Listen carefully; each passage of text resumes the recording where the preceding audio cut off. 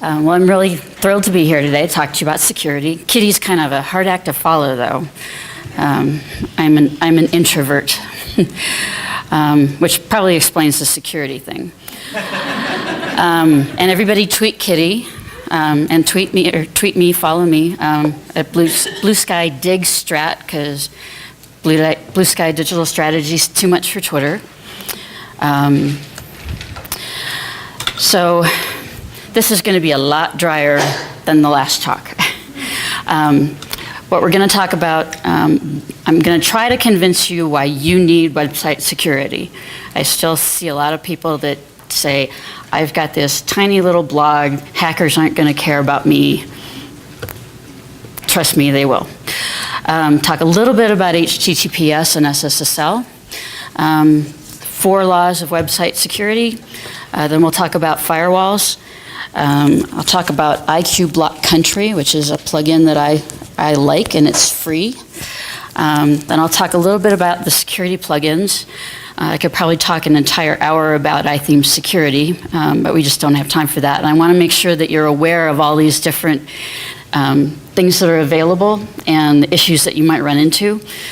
And then I'll talk a little bit about how you can test your website security. And then at the end, if we have time, there are a couple of other reputation management considerations that I think you all should be aware of. So Kitty talked a little bit about the font of all knowledge, and I just realized I don't have audio for my little video clip, but I'll wing it. Right now, you have access to the greatest trove of information in the history of the planet. And it's increasing, it's accelerating every single day. You just have to look for it. And I still see a lot of people that don't actually ask. All you have to do is ask. And this is where I kind of lost he's saying, whose revolution? And if you know the movie I, Robot, that's the right question. So go to Google, Bing if you have to. If you encounter an error message, the chances are really good that someone has had that problem and been kind enough to blog about it somewhere or post it in some forum like Stack Exchange. The caveat there, though, is to be very careful of code snippets. Don't just copy code without looking at it and without understanding what it actually does. You may inadvertently install a backdoor to your site or add some kind of security vulnerability. Okay, so why do you need it? First and foremost, you need to protect your digital assets. You worked hard on your website. You put a lot of time into blogging. Like Kitty said, it takes a year. You don't want to lose that. I'll give you some examples of WordPress hacks. Kind of big ones, but they're there. And then we'll talk about what you can do. WordPress core, backups, firewalls, security. A little bit on HTTPS and SSL. How many of you all are using HTTPS? Okay, good. It's very important for ranking in Google. It's one of the 200 different factors that Google uses, and they're weighing it more heavily. Having an SSL certificate does not make you secure. It only encrypts the connection between the browser and the server. You have to have it also if you want to use a payment gateway such as Stripe. When you get a secure socket layer, and I forgot to put Let's Encrypt in here, because that's what I use. Make sure you get it from a reputable certificate reseller. Make sure you've got the proper redirects in your .htaccess file. Don't allow both HTTP and HTTPS to be served from your site. That will get you a duplicate content penalty from Google.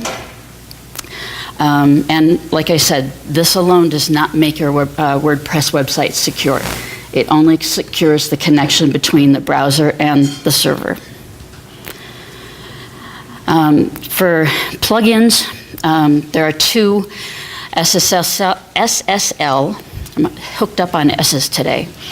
Insecure Content Fixer is the most popular of the two, and it basically cleans up your website to make sure that you're only serving HTTPS.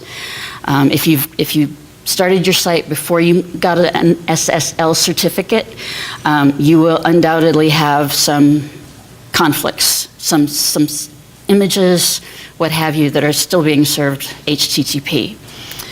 And I hope you can see it.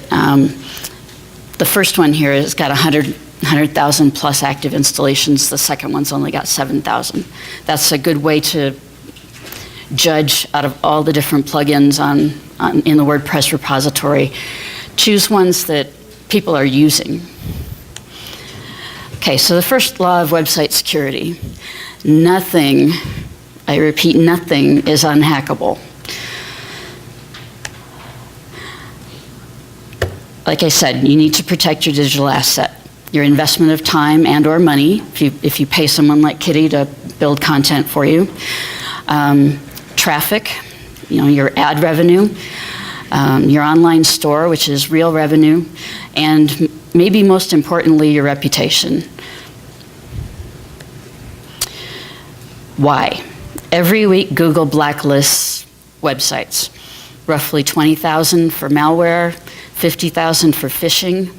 And Securi, one of the big security firms, estimates that only about 15% of infected sites actually get blacklisted. So there are 85% of the infected sites still out there freely distributing malware. Being flagged can be devastating.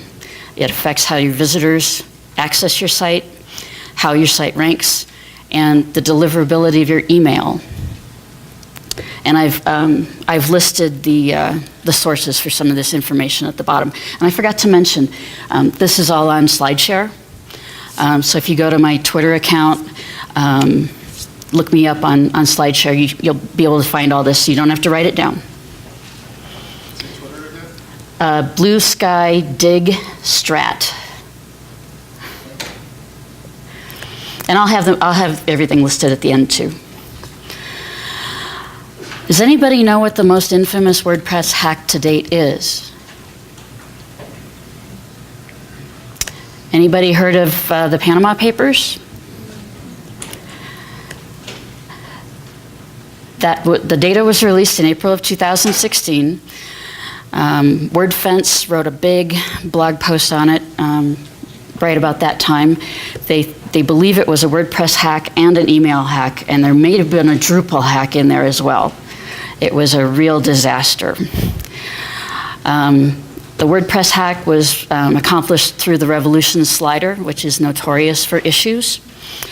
It wasn't kept up to date, and I think it was only about 3 months out of date, but the vulnerability had been published, so people acted on it.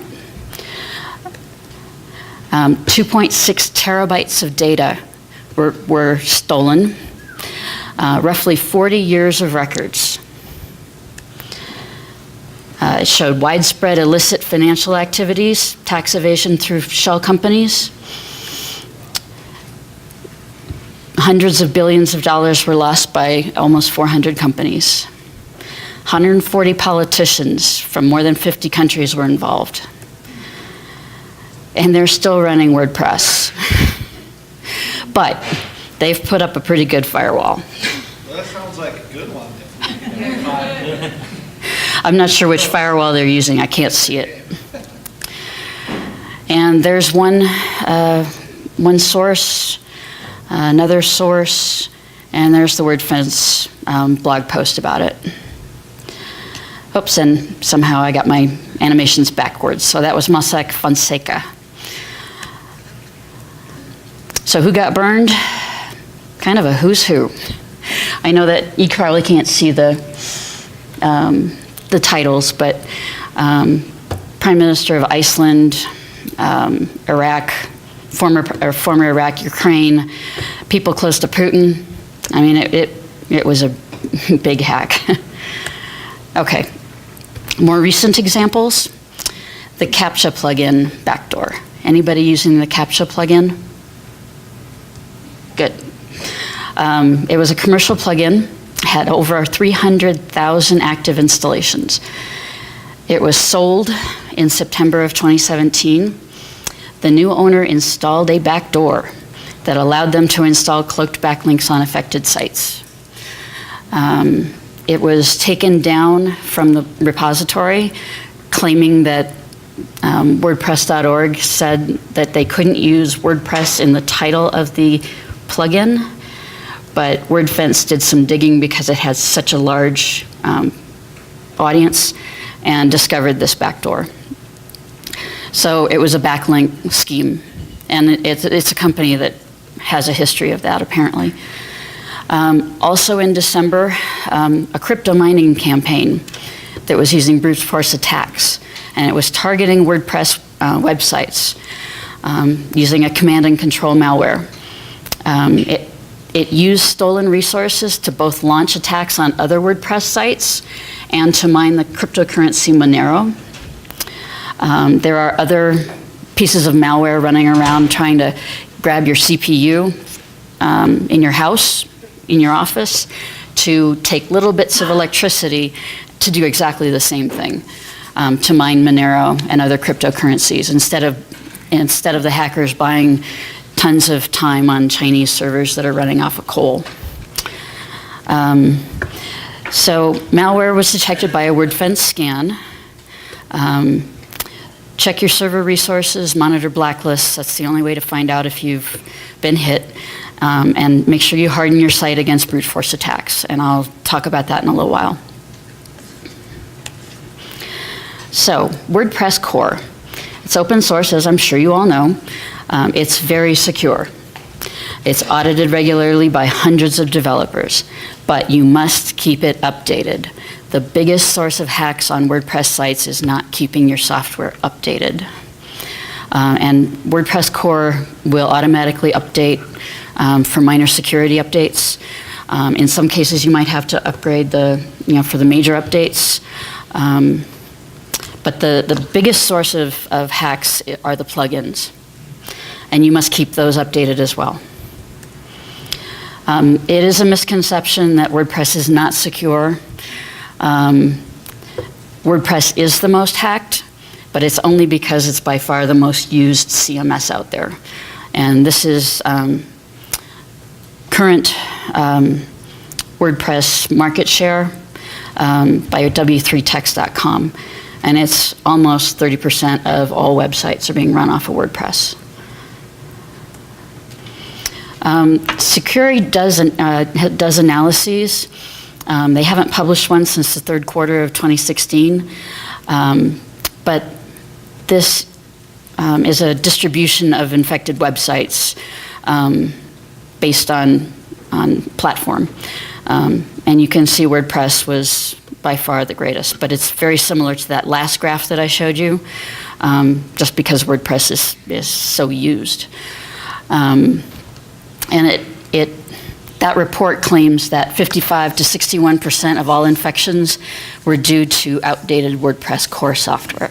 So it's not as big a problem as it is with other platforms, but you still have people that aren't keeping their core software updated. So I'll harp on update all day long. The most vulnerable plugins back in 2016, third quarter 2016, Tim Thumb, the Revolution slider, 46%, and Gravity Forms. But that only accounts for 18% of all the vulnerabilities. What was the hack in Gravity? I'm sorry? What was the hack in Gravity? I'm not exactly sure what the vulnerability was. I'm sure if you Google Gravity Forms vulnerabilities, you'll find it. I should find out because I own Gravity Forms. I just haven't really used it that much. Let's see, types of hacks. Defacing and phishing. Not that many. It's mostly malware and backdoors. Third-party themes and plugins. You know, the great thing about WordPress is there are thousands of plugins with unlimited functionality. But they are your greatest vulnerability. Try to use those that are well used and well reviewed. There are lots of plugins that aren't in the repo that you can purchase. Purchase them from reputable authors. I see people trying to update PHP, or your hosting provider updating your version of PHP to a more secure version, and it'll break a theme. And people want to roll back the PHP version because they want their theme to work, right? Make sure your theme authors are keeping up, keeping things updated so that they'll continue to function. Second law of website security. How many people here have users for their sites?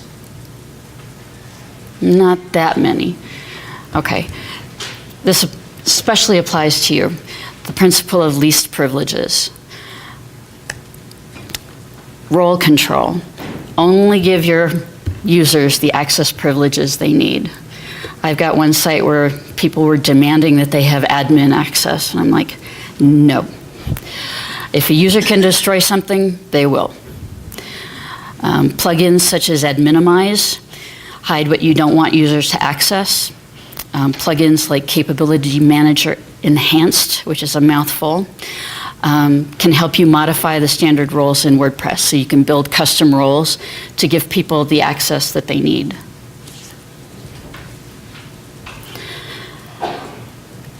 Strong passwords and unique nicknames. Enforce strong passwords. Users will complain, but they'll get over it. More and more companies are using two-factor authentication, or 2FA. People will have to get used to it. If they have trouble remembering things, have them use a passphrase. Mary had a little lamb is a strong password. Just saying. Never ever allow the admin a user account. Like, that's usually me. If you have it, get rid of it. That is the first account that hackers will go after with a brute force attack. And it's one of the most common things that, common vulnerabilities that I see. And hackers will use seed lists of common passwords. It's amazing how often the password 123456 is used. Force your users to have unique nicknames. This prevents hackers from harvesting usernames from author pages. The third law of website security, use reliable hosting.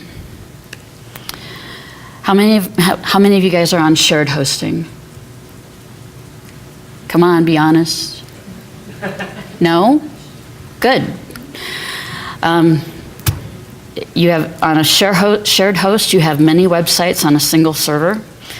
It is a budget solution. They can have well over 100 domains on a single server. You share the resources, which is why you get it at a good price, but you also share the risks. If the server is compromised by just one of those websites, all of those websites will be at risk. Shared hosting, I recommend SiteGround. WordPress.org recommends Bluehost or DreamHost, but they are both owned by Endurance International Group, which has a huge stable of hosting companies under their umbrella. And I was with a Small Orange, which is based in Austin, Texas, and I watched their technical support go down the drain about 2 years after they were acquired by EIG. So I would recommend them only because WordPress.org does. Personally, I would not use them. And I know that they are sponsors here, so. Managed WordPress hosting. These hosts specialize in WordPress. Can be virtual private servers, managed cloud hosting, dedicated servers. The recommended ones are WP Engine and Liquid Web. Liquid Web has heroic service, and they deserve that term. And then there's do-it-yourself cloud hosting. Cloud hosts such as DigitalOcean, Amazon Web Services, Google Cloud, UpCloud. Personally, I am on DigitalOcean, and I use server management through serverpilot.io. They specialize in managing cloud servers running PHP, so they do the updates to all of the Apache, Nginx, and Ubuntu Linux codes. And they stay really up to date on all the different vulnerabilities that are out there in those three areas. And it keeps me from having to, it takes all of that away from me. The fourth law of website security, back up your website. How many people are using a backup solution? Okay, half maybe? The other half, back up, back up, back up. Always back up your entire site. Back up both your MySQL database and your site files. You don't necessarily need to back up the core files. Make sure you back up off-site. Some plugins do save your backups to your website files. Don't do this. If your site gets hacked and you can't get to it, you can't get to your backup. So back up to Google Drive, AWS S3, Google Cloud, Dropbox, Rackspace, even an FTP server somewhere. Just get it off of your site. And personally, I like to do duplicate backup sets just in case. And cloud space is not expensive anymore. Automate your backups so you don't have to think about it. Choose a plugin that will schedule these for you. Frequency depends on how often you make changes to your site. If you're blogging every day, you probably want to back up everything every day. It doesn't take very long for the server to accomplish it. It doesn't take up that much space. If you blog once a month, maybe you don't need to back up quite as often. But make sure you save, I like to save a couple of months worth of full backups because often you won't know that something's gone wrong until a little while down the road. Backup plugins. I use Updraft Plus. It's got 1 million plus active installations, saves zip files of plugins, themes, uploads, other files, core separately. I really like that. It has access or has APIs for all the major cloud services, automated. The premium service allows you to back up to multiple services, and it's got really easy migration and cloning. I was using Backup Buddy from iThemes, it's a premium plugin. But about a year ago, I finally got fed up with it and found Updraft Plus, and I haven't looked back. It has many of the features of Updraft Plus, but cloning and migration are more difficult. Maybe they've changed it, but I'm really happy with Updraft Plus. And there are many others in the WordPress repository. Things like back WP Up is a good one. Jetpack, Duplicator, VaultPress, which is from Automatic. There are lots of them. Firewall plugins.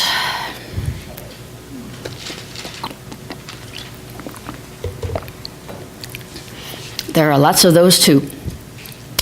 These are the 9 that came to the top of a search in the repo for firewall. I personally like Ninja Firewall. It's free.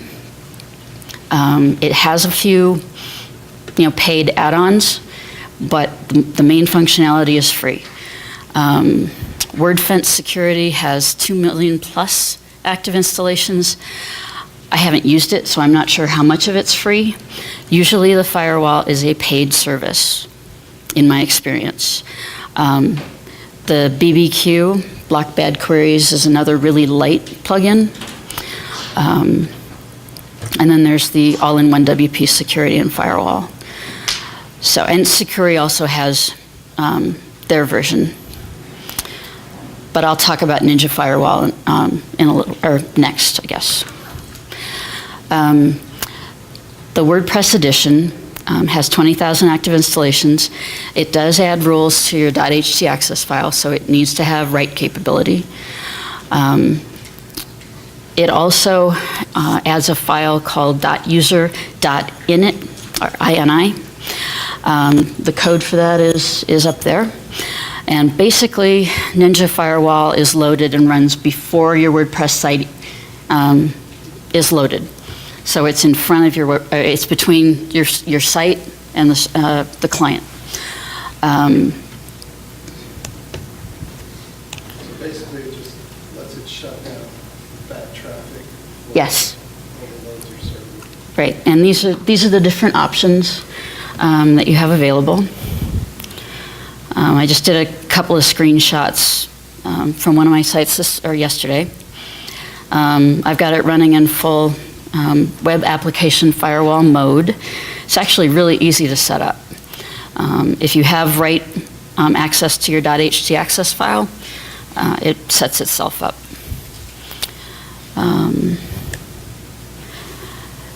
These are the statistics from one of my sites for January to date. It has blocked 1,500, almost 1,600 hacking attempts. None critical, but a couple high. How it defines critical and high, I'm not sure yet. But lots of medium ones. It allows you to set policies, and that's where it gets complicated. I could probably spend half an hour going through all the different policies here, so I won't do that. But this is the first half of the page for basic policies. So you want to enable it, or it defaults actually, to both HTTP and HTTPS traffic. You can disallow uploads if you want. That's what it defaults to. It will block direct access to all of these directories. You can deselect them if you want. I recommend you don't.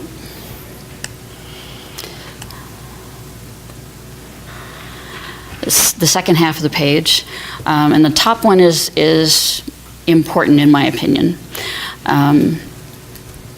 You want to protect against username enumeration. There are lots of sites where you can run WP scan and you get a list of all the usernames. It's real easy to set up brute force attacks if you know the usernames. And all it takes is one user with a bad password.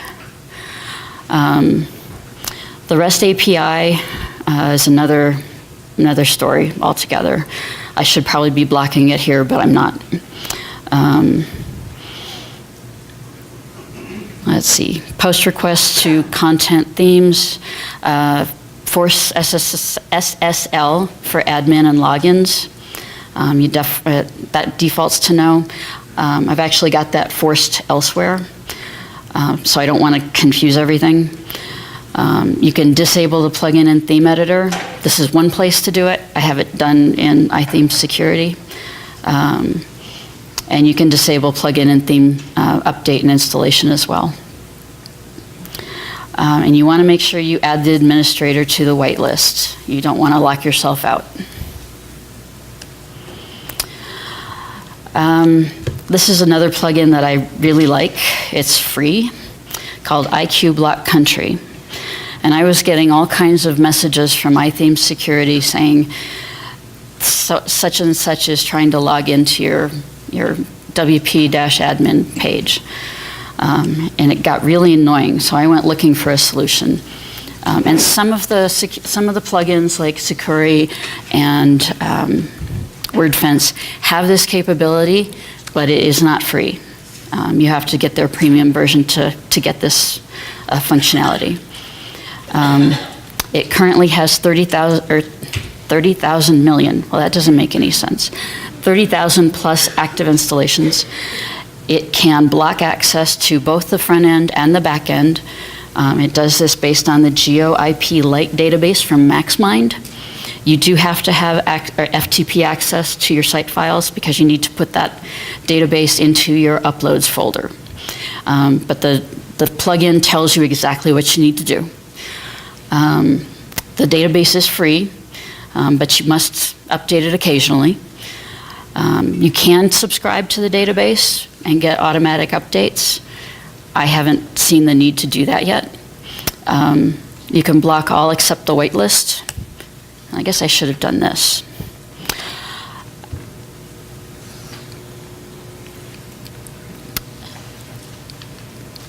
You can't see this, but there have been 20,000 visitors blocked from the back end since this site was started.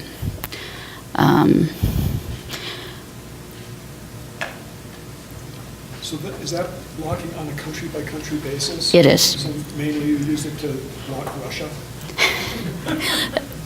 Actually, I block everybody, and that's where this next slide comes in. If you go to the back end tab, which is up here, it gives you the option to block visitors from visiting the back end administrator of your website. So I click that yes, and right here you can whitelist everybody that you want to let in. So I typically block everybody from the back end and whitelist the US. Now this doesn't solve everything. It's really easy to spoof IP addresses. All you got to do is get on a VPN. It's a lot of fun to get on a VPN and choose a German server and have Google, give you local results in German with German maps. Google's that smart. And the one thing you need to remember about this is to invert the selection above, because you're telling it to block everybody from the US. If you check this checkbox, it inverts that and only allows people from the US.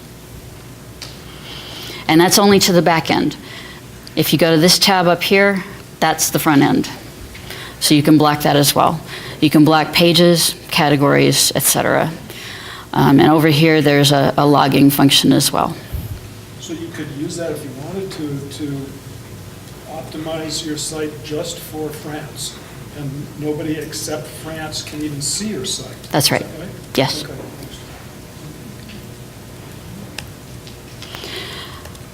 And this is just a little bit of data. I'm a geek. And this is different for every site. You can throw up a site. I've got sites that are just there to be, a playground, a sandbox, if you will. And they get hit all the time. So in this case, China's the #1 culprit, then India, then Russia, then France. This is kind of instructive. The most blocked URLs, by far, hackers going after wp-login-.php. They're trying to do a brute force, and it's automated. So they're kind of the anti-Google. They've got bots that are out there crawling, looking for holes. Next is wp-login lost password. So they're trying to get you to give up your passwords. And then it's XML RPC. That's another common script that they go after. Okay, and this is, I think, the last one. The very last set of blocked URLs, again, all wp-login. And you'll get 4 in a row from the same server in Spain, Colombia, Ukraine. Okay. WordPress security plugins. Kind of like the firewalls, there are a lot of them. These are the top 8 that come up in the repo when you just search for security. WordFence is by far the most popular, and that gives them access to all kinds of wonderful information. They generally know what's going on in the hacking world, and they've got a live lab. They can go through, all kinds of results. Sometimes they get access to server files, and that's how they're able to report some of these things that I've mentioned earlier. They have had issues in the past with their own plugin having vulnerabilities, so you've always got to take everything with a grain of salt. Then we've got Sakuri. I don't know too much about Shield security. I use iTheme security. Used to be Better WP security. And I don't even remember how I got hooked up with iTheme security, but I'm a member of their toolkit, or I subscribe to their toolkit, which gives you access to all their themes and all their plugins. If they didn't have any of the plugins, I would subscribe anyway for their training. Their training is worth the price of admission alone. And Nathan Ingram will be here tomorrow speaking, and he's actually now in charge of the training program at iThemes. Very impressed with their training. Okay, so iTheme security. It's not the only solution. There are lots of them out there. Again, it's part of the toolkit from iThemes. They also have iThemes Sync, which helps you keep things up to date. I get an email every afternoon saying these plugins need to be updated on these sites. I go to the Sync site and run through the list. If there's anything that I really question updating, I unclick it and then I tell it to update everything else. You got to watch a little bit on making instant updates, but it's a really nice feature to have. There are a lot of settings available in iTheme security. One of the main things it does is prevent brute force attacks. But it can interfere with some PHP scripts that you do want to run. And the really interesting thing about this piece from the dashboard, the WordPress dashboard, is that it has not protected this site from attack at all. Ninja Firewall and IQ Block Country have kept all the bad actors out. So iTheme security hasn't had to do much. Does that mean I'm going to get rid of iTheme security? No.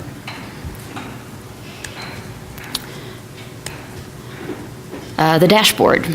How am I doing on time? 20 minutes. Okay, thanks.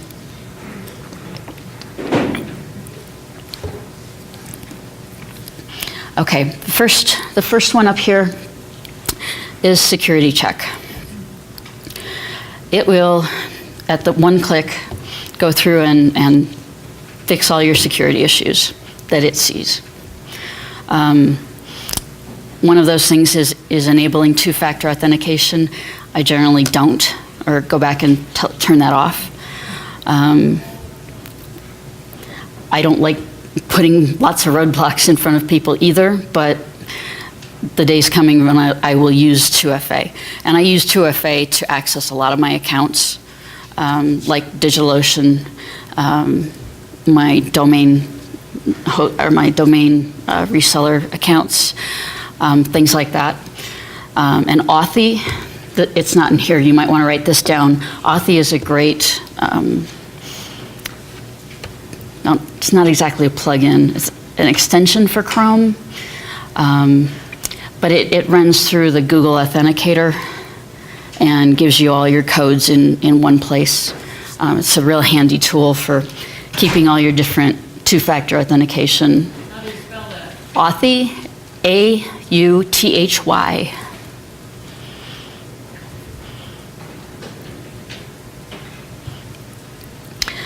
Okay, then there are global settings, the notification center.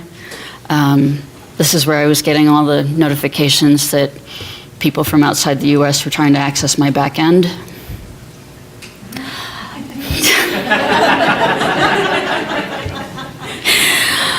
Puts me in mind of Raj from Big Bang Theory. Okay, now I'm going to turn beet red. So you can have it send you email notifications if you want to. Sometimes it can get really annoying. 404 detection, it will tell you if people are snooping, looking for holes. You can tell it that you're away to disable access to the WordPress dashboard. It will ban users, so you can ban specific IP addresses. And let's see, people down in the local brute force protection, you can set rules that if an IP address tries to access the admin account, they're automatically banned. They go to this banned users list. And there are several other different types of rules that you can set. You can actually have iTheme security back up your database for you and email it to you. I don't do that, it just clogs up my email. And I've got everything set up to go to Amazon or to Google, actually to both. It will tell you if files change. That can get annoying too, actually, especially if you're using Backup Buddy, because Backup Buddy changes the files. So I usually turn that off. But it's there if you need it. File permissions, it will list the file and directory permissions of any of areas of your site, so htaccess, and it'll give you a recommendation on what your permissions on htaccess should be. Then we've got the local brute force protection, network brute force protection. iThemes, and I'm sure WordFence is doing this as well, they have a database of IP addresses that are known to be bad actors. And by configuring that, you have access to that list. So those people automatically are banned from your site. And then SSL. That is where I set, this site is going to be SSL, nothing else. Or going to be HTTPS, sorry, not HTTP. The second half of the dashboard, you can choose to enforce strong passwords, system tweaks, their advanced settings by changing the server configuration. And I could talk about those, take probably half an hour, but WordPress salts. Anybody heard of WordPress salts? Not too many. They are basically, I think, 6 different strings of characters and letters, kind of like passwords. And if you update them or change them on a regular basis, it will help increase the security of your site. They're actually located in the wp-config file. WordPress tweaks. More advanced settings by changing default WordPress behavior. One good thing, and it's not listed here, I think it's under WordPress tweaks, don't use WP- as your database tables, as your prefix. Change your database tables because the hackers know what the default is.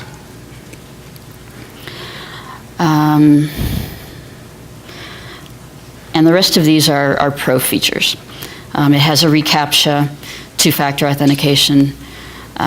You can check the security of your users, version management. Malware scanning is actually through Securi's site check. And you can also tell passwords to expire. So testing your security. Who's heard of WP Scan? Oh, good. This might be worth your price of admission. I only came across this recently. It's a little piece of Ruby code. It is sponsored by Securi. It runs from the command line on Linux or Mac OS, and it will enumerate plugins and users among many other things. And it can be used to brute force attack a WordPress website. And this is what the hackers are using to take a look to see if you have any issues. And I know that's an eye chart. The main thing is that all the things on the left are green. It was able, this site is actually secure, but it was able to enumerate 2 plugins. And I've got my usernames hidden, so that's good. If you don't want to install this and figure out how to run it, I believe it's a Swedish group, has put this online as wpscans.com. The caveat is that you have to check a little checkbox that says that you have permission to run a scan on that site. I don't know too many people who are actually going to agree, be truthful about that. But it will tell you if your site is secure. Securi's site check is at sitecheck.securi.net. It undoubtedly incorporates WP-Scan since they sponsor it. It's built into iTheme Security. I don't know what else beyond WP-Scan they use, but it's another place to take a look. And then WordFence. WordFence has they've rebranded this, I think, in the last year to Gravity Scan. If you go to WordFence, you can find it. If you go to gravityscan.com, you'll find it there. And it'll be very similar to WP Scans. Okay. That is WordPress security in a nutshell, in my opinion. We're all on a different journey here. There are 5,000,001 different ways to do everything on the internet. I've tried to be an open book. I'm very happy to answer any questions. So if you have any problems or questions, just reach out. Now, these are other security-related issues that I think you all should be aware of. Because I've had clients that I've had to build workarounds because they've run into this in the past. Email security. Your DNS records, very important. And most people don't know about SPF, DKIM, or DMARC. Sender policy framework basically is a text record in your DNS records. And I'm sorry, how many people know what DNS records are? Okay. I'm sorry for the rest of you, it might be over your heads. But DNS records, domain name system. That is the system that associates your domain with your server's IP address, okay? There are also MX records. Those are your mail records. If you're on Gmail, which I am, love it. I mean, it's Google, but you have different, different records for the servers at Gmail. So it knows to route your email over there. Then you've got your text records for SPF, Sender Policy Framework.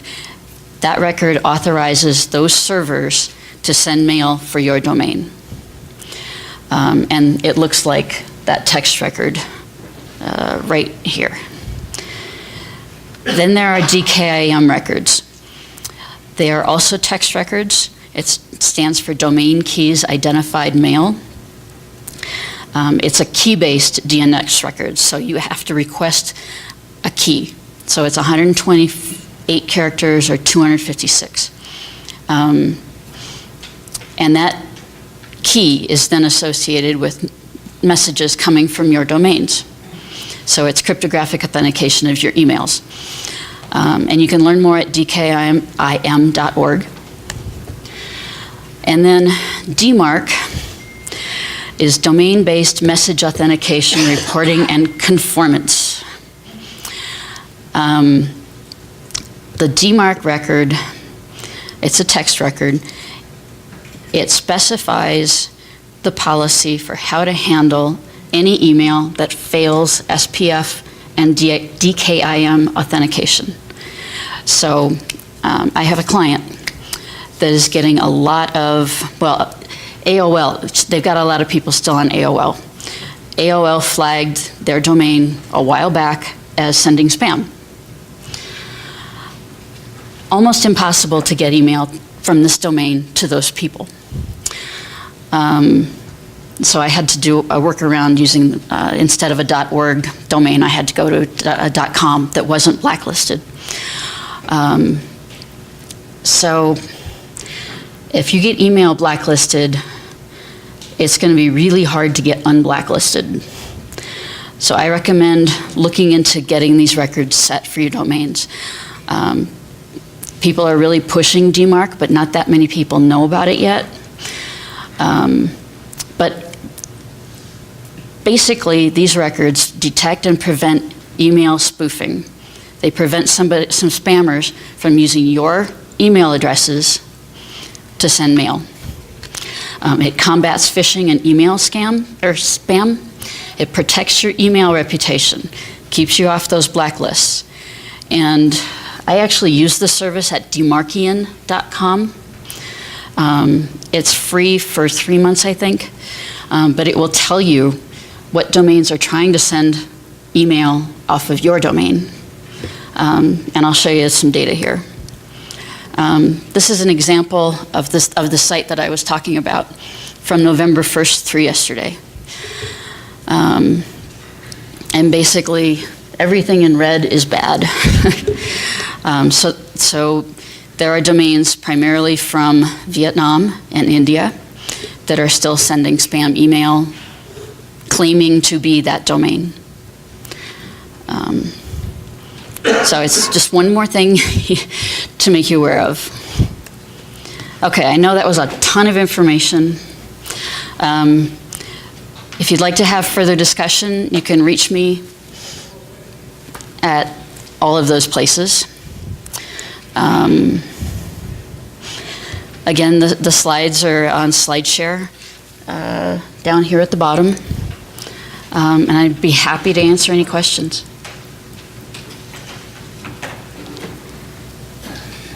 You mentioned in passing that you hide your usernames. How do you accomplish that?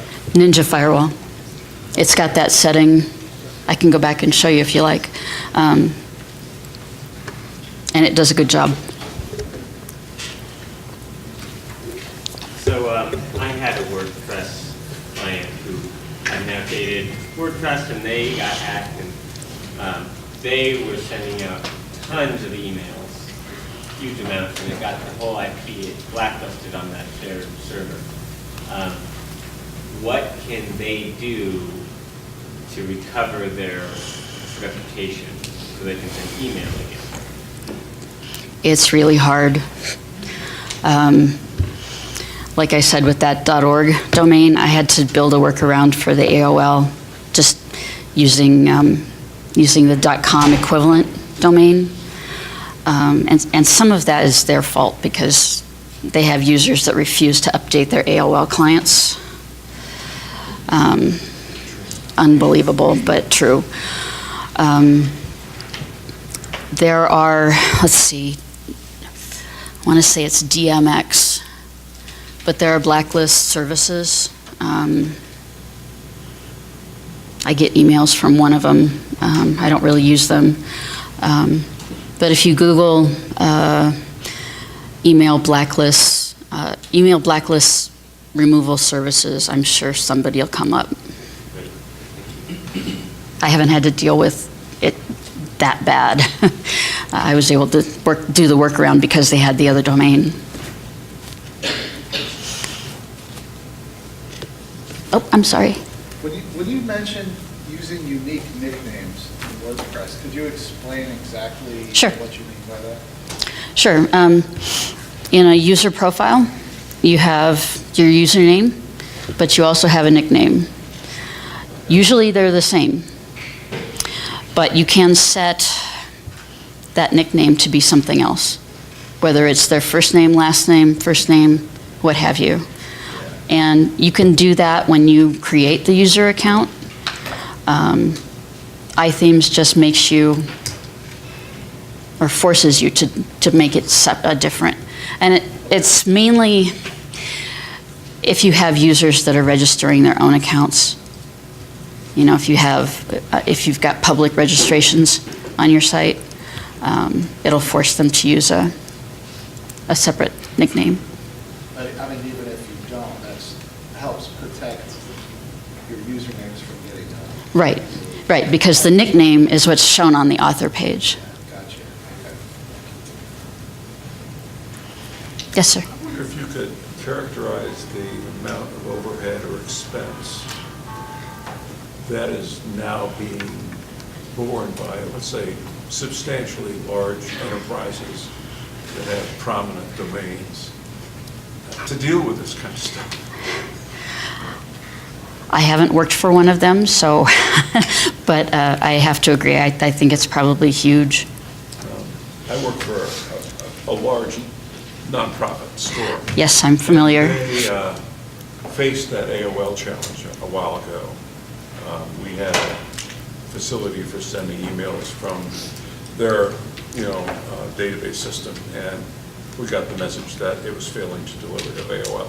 Don't know if they solved it, so Probably not. might want to have them call you, because it really was an annoying thing that we couldn't use that facility. Yeah, it is. And one thing I guess I didn't have in here, there are plugins that will allow you to send email from WordPress. The client that I mentioned had the AOL problem. They had an older plugin, and I updated that to a Google SMTP plugin, which has a key. Google provides you a key, so it's more secure than the other email. Things are just evolving so fast, it's really hard to keep up. No, I'm sorry. HIPAA, any suggestions with HIPAA requirements? Remind me what HIPAA stands for again? It's the, Health insurance, portability, something. It's basically laws protecting privacy. right. Double opt-in, is that what you're? One of my clients is a doctor, and so her email needs to be HIPAA compliant, her Skype needs to be HIPAA compliant. Okay, I haven't had to deal with that. You might want to find somebody who specializes in that. Thank you. Yes, ma'am. When you talk about the Google SMTP plugin and the SPF record that you use for Google Mail, that's Google Apps, right? Not Gmail. Gmail and apps should be the same at this point. Well, if you're using a Gmail WordPress, you're talking about using a domain-based email through Google Apps, right? I am, yes, I am. I don't think I have on my Gmail account, which I don't use much anymore. I'm sure they have SPF and DMARC on that, actually.